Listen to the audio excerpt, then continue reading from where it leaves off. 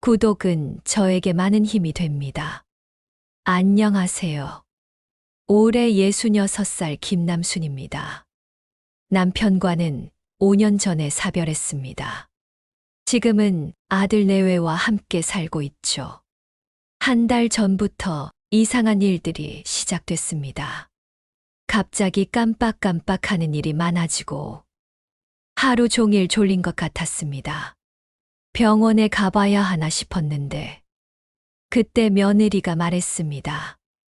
어머니, 요즘 스트레스가 많으시잖아요. 이 약 드시면 좋아지실 거예요. 라며 갈색 알약을 가져다 줬습니다. 처음에는 정말 고마웠습니다. 며느리가 저를 생각해 주는구나 싶었죠. 약을 먹기 시작한 지 일주일쯤 됐을 때부터 이상한 일들이 생겼습니다. 오전에 약을 먹으면 오후에는 어김없이 깊게 잠들었습니다. 그냥 졸린 정도가 아니라 정말 의식을 잃는 것처럼 깊게 잠들었습니다. 깨고 나면 머리가 멍하고 오늘 뭘 했는지 전혀 기억이 안 났어요. 그런데 이상한 건 잠에서 깨면 집안이 조금씩 달라져 있다는 거였죠.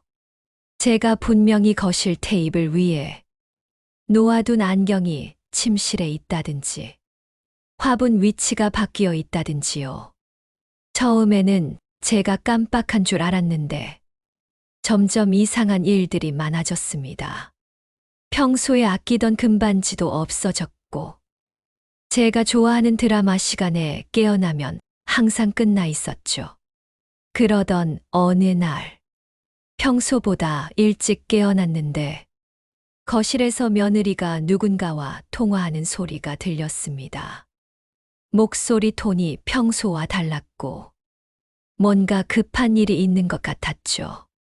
궁금해서 문을 열어보려 했는데 그 순간 며느리가 전화를 끊고 제 방 쪽으로 왔습니다.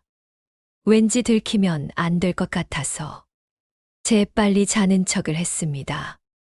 며느리가 문을 열고 한참 동안 저를 지켜보더니 그날 저녁에는 평소보다 더 다정하게 굴었죠. 그런데 그 웃음이 왠지 어색했습니다. 제가 평소에 아끼던 작은 도자기 화병이 깨져 있는 걸 발견했습니다. 며느리한테 물어보니 어머니가 잠에서 깨어나시면서 실수로 건드리신 것 같아요. 그렇게 말했죠. 그런데 저는 그런 기억이 전혀 없었습니다. 점점 이상한 일들이 많아지는데 제 기억은 오히려 더 흐릿해져 갔어요. 혹시 치매에 걸린 건 아닐까? 기억을 잃어가는 건 아닐까? 그런 생각이 들면 밤에 잠이 안 오기도 했습니다. 며느리는 제가 잠들기 전까지는 거실에서 TV를 보거나 설거지를 했습니다. 그런데 제가 깨어나면 항상 마트에 다녀왔다며 돌아오곤 했죠. 며느리가 약을 처음 가져온 건 한 달 전쯤이었어요. 남편이 죽은 후로 혼자 있는 시간이 많아지면서 우울하기도 하고 밤에 잠도 잘 안 오고 그랬습니다. 며느리가 그런 제 모습을 보고 걱정을 했죠. 어느 날, 어머니, 이거 좋은 보약이에요. 저희 친정엄마가 드시고 정말 좋아지셨거든요. 그렇게 말하면서 내밀더라고요. 작은 봉지에 갈색 알약들이 들어 있었는데 한약 냄새가 나는 게 정말 보약 같았습니다. 며느리가 하루에 한 알씩 아침에 드시면 돼요. 드시고 나서는 좀 졸릴 수 있어요. 몸이 회복되려면 잠을 많이 자야 한다고 하니까요. 라고 설명해 줬습니다. 며느리는 매일 정확히 아침 10시에 약을 가져다 주면서 제가 다 삼킬 때까지 지켜봤죠. 그때는 정성스럽게 챙겨주는 거라 생각했는데 지금 생각해보니 제가 정말 먹었는지 확인하는 거였습니다. 패턴이 너무 정확했습니다. 약을 먹고 1시간 후에는 어김없이 깊게 잠들었고 깨어나면 저녁 시간이었죠. 그 사이 시간에 대한 기억은 전혀 없었습니다. 하루는 속이 안 좋아 약을 안 먹겠다고 했는데 며느리 표정이 갑자기 어둡게 변했습니다. 어머니, 약은 꾸준히 드셔야 효과가 있어요. 하루만 빼먹어도 소용이 없어져요. 라며 간절하게 설득했죠. 그리고 며느리가 제가 잠드는 시간을 너무 정확하게 알고 있었어요. 정확히 1시간 후에 제 방문을 살짝 열어보고 제가 잠든 걸 확인하면 그때부터 뭔가 바쁘게 움직이는 소리가 들렸습니다. 어느 날 평소보다 일찍 잠에서 깨어난 날이었죠. 집이 너무 조용했습니다. 평소 같으면 며느리가 부엌에서 저녁 준비를 하고 있을 시간인데 아무 소리도 들리지 않았습니다. 그런데 거실 테이블 위에 제가 본 적 없는 서류들이 놓여 있었고 그 옆엔 제 통장이 있었습니다. 저는 항상 침실 서랍에 넣어두는데 말이죠. 그때 며느리가 돌아오는 소리가 들려서 급하게 방으로 들어가 자는 척을 했습니다. 며느리가 거실을 급하게 정리하는 소리가 들리더니 제 방 문을 열어서 제가 자고 있는 걸 확인하고 안도하는 한숨을 쉬었어요. 뭔가 이상하다는 생각이 들기 시작했죠. 그날 저녁, 오늘 오후에 집에 있었니? 하고 물어보니, 네, 계속 있었어요. 집안일 했어요. 라고 며느리가 대답했습니다. 거짓말을 하고 있었죠. 왜 거짓말을 할까? 뭔가 숨기고 있는 게 있나? 그런 생각이 들면서 며느리를 점점 의심하기 시작했죠. 결국 저는 진실을 알아보기로 결심했습니다. 먼저 그 약이 정말 뭔지 알아보고 싶었습니다. 며느리가 없을 때 몰래 약을 하나 빼서 동네 약국에 가져가 봤습니다. 약사님이 약을 자세히 살펴보더니 이거 수면제 같은데요. 그것도 꽤 강한 수면제입니다. 그 순간 온몸에 소름이 돋았습니다. 수면제라고요? 확실해요? 네, 모양이랑 색깔이 일반적인 수면제와 같아요. 수면제였다니. 며느리가 매일 저한테 보약이라고 속이면서 수면제를 먹인 거였죠. 집에 돌아와서 계속 생각했습니다. 며느리가 저를 재우려고 했다면 제가 잠든 사이에 뭔가 하려고 했다는 뜻이었죠. 그럼 그게 뭘까? 내가 잠든 사이에 뭘 하는지 어떻게 확인할 수 있을까? 고민하다가 기절하는 척하기로 했습니다. 수면제를 먹는 척만 하고 실제로는 안 먹은 다음 잠든 척하면서 며느리의 행동을 지켜보는 거였죠. 다음 날 아침 며느리가 평소처럼 약을 가져왔을 때 연기를 했습니다. 평소처럼 받아서 입에 넣는 척하고 실제로는 혀 밑에 숨겨뒀어요. 그리고 물을 마시는 척하면서 약을 손에 몰래 뱉어냈죠. 다행히 며느리는 의심하지 않았습니다. 1시간 후 며느리가 제 방 문을 열어보고 제가 잠든 걸 확인하더니 급하게 누군가에게 전화를 걸었습니다. 여보세요? 네, 지금 잠들었어요. 1시간 정도 있으면 갈 수 있을 것 같아요. 오늘 꼭 끝내야 해요. 그렇게 말했습니다. 그 다음에 며느리가 제 방으로 와서 침실 서랍을 열기 시작했습니다. 정말 충격적이었어요.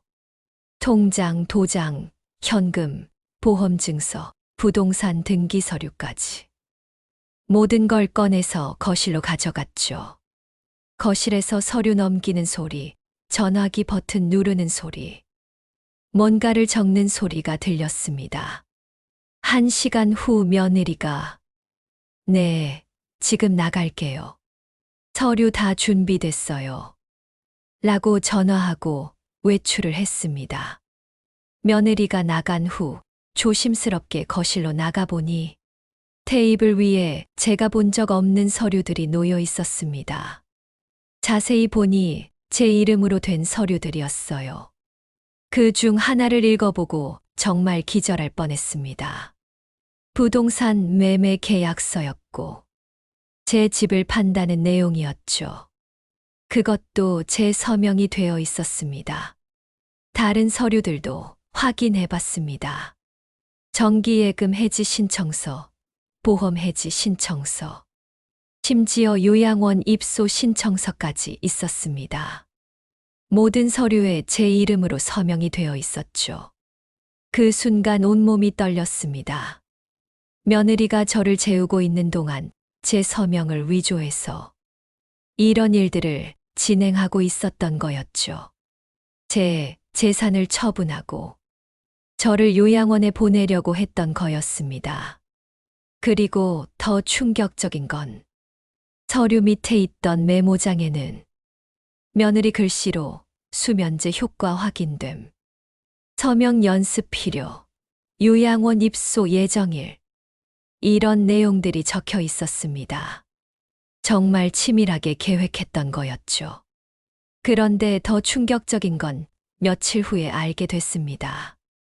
며느리가 누군가와 통화하는 걸 들었는데, 여보, 계획대로 진행되고 있어요. 이번 주 안에 모든 서류를 정리할 수 있을 것 같아요. 그 순간 정말 충격을 받았습니다. 며느리가 제 아들과 함께 이 일을 계획하고 있었던 거였죠. 제가 믿고 의지했던 아들이 이런 일에 가담하고 있었다니요. 통화 내용을 더 들어보니 아들도 계획에 적극적으로 참여하고 있었습니다. 서류 검토는 내가 할게. 그리고 부동산 중개업소도 내가 알아볼게. 정말 믿을 수 없었습니다. 그날 밤에 정말 많이 울었습니다. 너무 배신감이 커서 어떻게 해야 할지 몰랐죠. 며칠 동안 고민한 후 결심했습니다. 직접 대면해서 따져보기로 했죠. 그런데 확실한 증거가 필요했습니다. 휴대폰으로 며느리의 행동을 몰래 녹음하기로 했어요. 다음 날 아침 수면제를 먹는 척하고 실제로는 안 먹었습니다. 그리고 휴대폰을 녹음 상태로 해서 베개 밑에 숨겨뒀죠. 며느리가 제 서랍을 뒤지는 소리, 아들과 통화하는 소리, 모든 걸 녹음했습니다. 충분히 녹음했다고 생각했을 때 저는 거실로 나갔습니다. 며느리가 제 서류들을 가지고 뭔가 하고 있을 때였죠. 뭐 하는 거야? 제가 갑자기 나타나니까 며느리가 깜짝 놀라며 얼굴이 하얗게 변했습니다. 어머니, 언제 일어나셨어요? 며느리가 당황하면서 서류들을 급하게 숨기려고 했죠. 내가 언제 일어나든 상관없고 그 서류들은 뭐니? 제가 단호하게 말했습니다. 그냥 집안 정리하는 서류예요. 며느리는 그렇게 둘러댔죠. 너 나한테 매일 준 그 약이 뭔지 알아? 그러자 며느리 얼굴이 더 하얗게 변했습니다. 내가 약국에서 확인해 보니 수면제였어. 며느리가 완전히 당황했습니다. 어머니, 그게 아니라 오해예요. 너 나한테 매일 수면제를 먹여놓고 그 사이에 내 통장 빼내고 집도 팔고 나를 요양원에 보내려고 했잖아. 너 우리 아들이랑 통화하는 것도 다 들었다고. 그렇게 말하면서 휴대폰을 꺼내서 녹음 파일을 틀어줬습니다. 며느리는 자신의 목소리가 나오자 주저앉아 버렸죠. 어머니, 죄송해요. 정말 죄송해요. 죄송하다고? 지금 와서 죄송하다고? 왜 그랬어? 왜 나한테 그렇게 했어? 어머니, 저희도 어쩔 수 없었어요. 경제적으로 너무 힘들었어요. 그때 아들이 퇴근해서 들어왔습니다. 아들이 거실로 들어오더니 저와 며느리의 모습을 보고 당황했습니다. 어머니, 무슨 일이세요? 저는 아들을 보니 더 화가 났죠. 너도 알고 있었지? 나한테 수면제 먹이는 것도, 내 재산 처분하는 것도 다 알고 있었잖아. 어머니, 그게 아니라 아들은 변명하려고 했지만 할 말이 없었는지 고개를 숙였습니다. 내가 너희들을 얼마나 믿었는지 알아? 며느리가 나를 챙겨줘서 고마웠고, 너를 자랑스러워했어. 그런데 너희들은 나를 이렇게 속이고 있었던 거야? 목소리가 떨렸습니다. 너무 억울하고 화가 났죠. 얼마나 좋은 보약인지 네가 직접 먹어봐. 라고 소리쳤습니다. 어머니, 죄송해요. 정말 죄송해요. 며느리는 계속 사과했지만 저는 용서할 수 없었습니다. 이제 와서 죄송하다고 해서 뭐가 달라져? 너희들이 한 짓을 보면서 어떻게 믿고 살겠어? 어머니, 저희가 잘못했어요. 용서해 주세요. 아들이 말했지만 저는 용서할 수 없었습니다. 용서. 너희들이 나한테 한 짓을 보면서 어떻게 용서를 해? 나를 바보로 만들어 놓고 내 재산을 빼앗으려고 하고 나를 요양원에 보내려고 했잖아. 그날 밤 저는 정말 복잡한 심정이었습니다. 진실을 밝혀서 후련하면서도 다른 한편으로는 정말 씁쓸했습니다. 제가 그렇게 믿었던 가족들이 저를 이렇게 속이고 있었다니요. 밤새 잠을 못 자고 생각해 봤습니다. 어떻게 이런 일이 일어날 수 있었을까? 내가 뭘 잘못했길래 이런 일을 당해야 했을까? 계속 그런 생각만 들었죠. 다음 날 아침 아들과 며느리는 무릎을 꿇고 사과했습니다. 어머니, 죄송해요. 저희도 정말 어쩔 수 없었어요. 사업이 망하고 빚이 너무 많아서. 그런 일이 있었으면 나한테 말하지. 왜 이런 식으로 해? 말씀드리면 걱정하실 것 같아서. 걱정하는 게 당연하잖아. 나는 네 엄마야. 저희도 정말 절박했어요. 다른 방법이 없었어요. 하지만 저는 용서할 수 없었습니다. 너무 배신감이 컸거든요. 결국 혼자 살기로 결심했습니다. 너희들이랑은 더 이상 같이 살 수 없어. 따로 살 거다. 어머니, 그러지 마세요. 저희가 잘못했지만 그래도 가족이잖아요. 가족이 이렇게 하니? 나를 속이고 내 재산을 빼앗으려고 하고 나를 요양원에 보내려고 하는 게 가족이 하는 일이야? 어머니, 요양원은 정말 어머니를 위해서. 나를 위해서?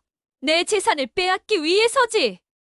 결국 저는 혼자 살기로 결심했습니다. 아들이 계속 만류했지만 저는 마음을 바꾸지 않았습니다. 더 이상 속을 수는 없었죠. 새로운 집에서 혼자 살기 시작한 지 벌써 한 달이 됐습니다. 처음에는 정말 어려웠지만 오히려 편한 면도 있습니다. 누군가 저를 속이고 있는 건 아닌지 의심하지 않아도 되니까요. 가끔 생각해봐요. 만약 제가 그 진실을 모르고 계속 살았다면 어떻게 됐을까? 아마 지금쯤 요양원에 있었을 거예요. 제 재산은 모두 아들 내외 명의로 바뀌어 있었을 거고, 저는 그냥 치매 걸린 할머니 취급받으면서 요양원에서 여생을 보내고 있었을 거예요. 정말 소름 끼치는 일입니다. 여러분들도 조심하세요. 가족이라고 해서 무조건 믿으면 안 돼요. 아무리 가까운 사이라도 의심스러운 일이 있으면 확인해 봐야 합니다. 며느리가 보약이라고 하니까 무조건 믿었던 게 잘못이었습니다. 특히 여러분들이 복용하고 있는 약들을 한 번씩 확인해 보세요. 그리고 의심스러운 일이 있으면 혼자 고민하지 말고 확인해 보세요. 가족이라고 해서 무조건 믿으면 안 된다는 거예요. 가끔 아들이 다시 같이 살자고 하지만 저는 거절해요. 다시 믿을 수 있을까요? 한 번 믿음이 깨지면 회복하기 어려운 것 같습니다. 여러분들도 제 이야기를 듣고 한 번씩 주변을 돌아보세요. 마지막으로 여러분들이 저처럼 힘든 일을 겪지 않으셨으면 좋겠습니다. 가족은 서로 믿고 의지할 수 있는 존재여야 하는데, 저는 그런 가족을 잃었죠. 정말 슬픈 일입니다. 하지만 이제는 괜찮습니다. 혼자서도 잘 살 수 있어요. 그리고 무엇보다 제 자신을 지킬 수 있습니다. 나이가 들면 자꾸 위축되고 자식들한테 의지하려고 합니다. 하지만 그럴 필요 없어요. 우리도 당당하게 살 권리가 있습니다. 제가 겪은 일 같은 건 절대 겪지 마세요.